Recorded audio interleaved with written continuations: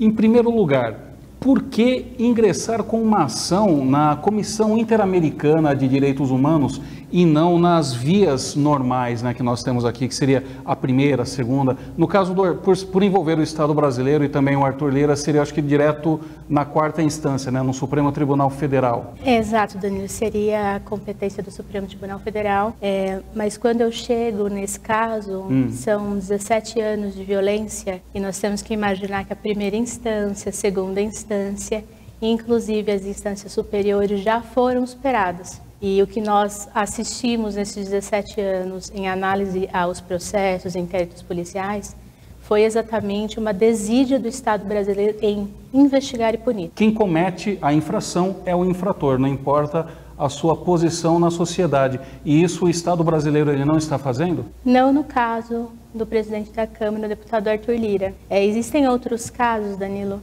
e quando eu trabalho com violação de direitos humanos no Brasil, eu tento sempre traçar numa lógica quem são as pessoas que conseguem realmente acessar o sistema de justiça.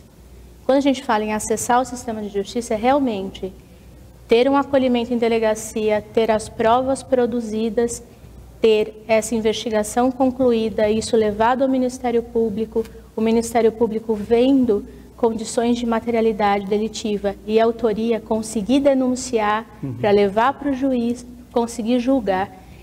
Isso é muito difícil no Brasil ainda. É interessante o que você põe, Thalita, porque até mesmo nas primeiras aulas de direito nós aprendemos que pela Constituição Federal o acesso à justiça é uma garantia a todos. E voltando então para essa questão da ação que foi ingressada junto à Comissão Interamericana de Direitos Humanos, eu lembro de ter visto nos autos, por exemplo, que a Juliane ela foi chamada pela Polícia Federal em um dado momento lá para dar depoimento da Operação Taturana e depois também da Operação Lava Jato, né? Foi a partir daí que houve estas violações, esta perseguição, as violações aí de seus direitos? Não digo a partir daí, porque antes da separação, nós já tínhamos violência doméstica. E após a separação, também tivemos uma série de violências.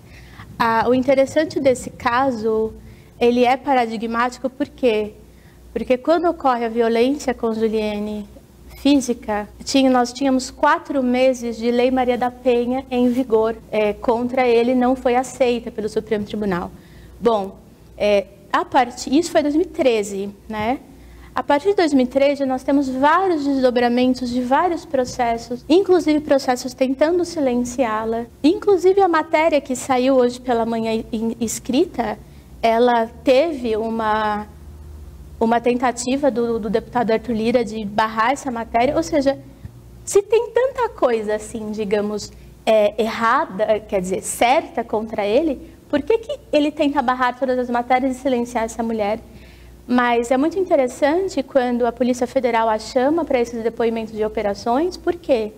E aí vem uma das maiores violações de direitos humanos do Estado brasileiro, para além daquelas invisibilizadas cometidas pelo deputado Arthur Lira, que a Polícia Federal chama essa mulher para ser ouvida no âmbito de investigações contra a corrupção, ela é ouvida, porém, o próprio GAECO de Alagoas diz que não tem condições de protegê-la no território do Estado. E quando ela sai do Estado, o GAECO de Alagoas ele pede para o Ministério de Direitos Humanos da época poder ofertar a ela um programa de proteção. E o Ministério não tem um programa de proteção para ofertar. Só que esse programa é um programa terceirizado. E nunca ninguém se preocupou em manter esse programa de forma governamental e ter um programa que pudesse se estender, por exemplo, com casos de escolta ou deslocamento acompanhado.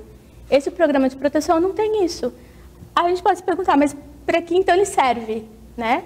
Ele serve para, digamos assim, monitorar e conseguir fazer intermediações imediatas quando uma pessoa está em estado de grave risco. Infelizmente, estamos no 4º lugar entre os países que mais matam defensores de direitos humanos no mundo. A Comissão Interamericana de Direitos Humanos é um órgão, né, ligado às Nações Unidas, onde estes acordos que são supranacionais, feitos com diversos países, o Brasil é signatário deles. A Comissão Interamericana de Direitos Humanos, ela tem algum programa que trate especificamente da proteção à vítima, da proteção à testemunha?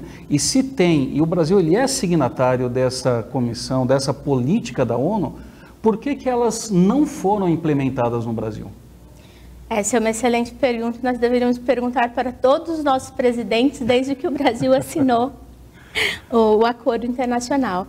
Mas é muito interessante nós ressaltarmos o quê?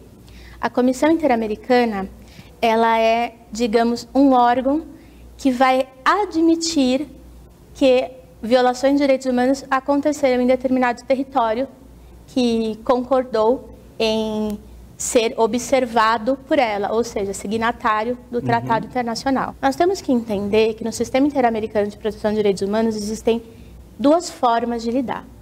A Comissão Interamericana, ela é um órgão político.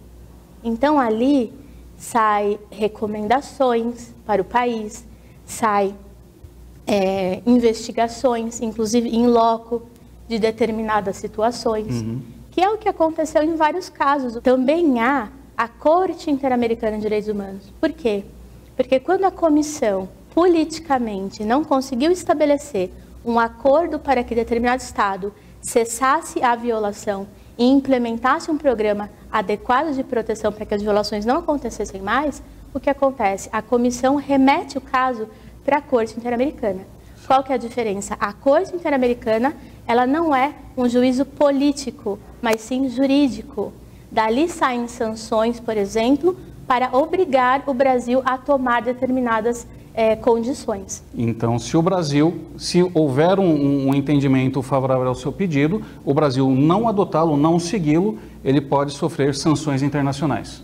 Ele pode sofrer sanções internacionais. Nesta ação, que a doutora entrou na Comissão Interamericana de Direitos Humanos e também na Corte Interamericana, são feitos os pedidos, digamos assim, em desfavor, contra o Estado brasileiro, portanto, contra a República Federativa do Brasil, e não contra o presidente da Câmara, Arthur Lira. Por que tem esta diferença? Por que é o Estado brasileiro que está sendo provocado,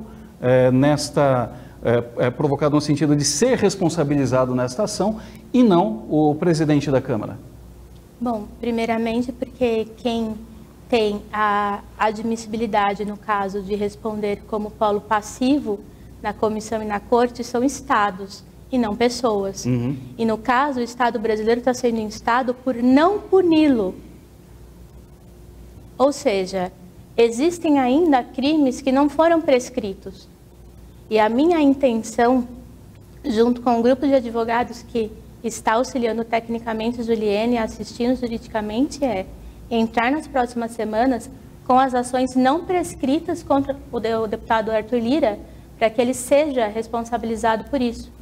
Para encerrarmos, existe algum prazo para a corte ou para a comissão responder a esse pedido? Nós não dizemos que temos, em média, um prazo de 2 meses para o recebimento dessa petição e para que essa petição, sob estudo, consiga desdobrar, por exemplo, um grupo de observadores para vir ao Brasil tomar conhecimento de toda essa estruturação de violência de 17 anos. E existe um próximo passo agora a ser tomado, ou apenas agora resta aguardar e torcer ali para que venha uma decisão favorável? Na Comissão Interamericana não há mais passos, agora é aguardar. Porém, como eu disse, agora é o Brasil, através do Supremo Tribunal Federal, entender e reconhecer, investigar e punir os crimes ainda não prescritos cometidos pelo deputado Arthur Lira.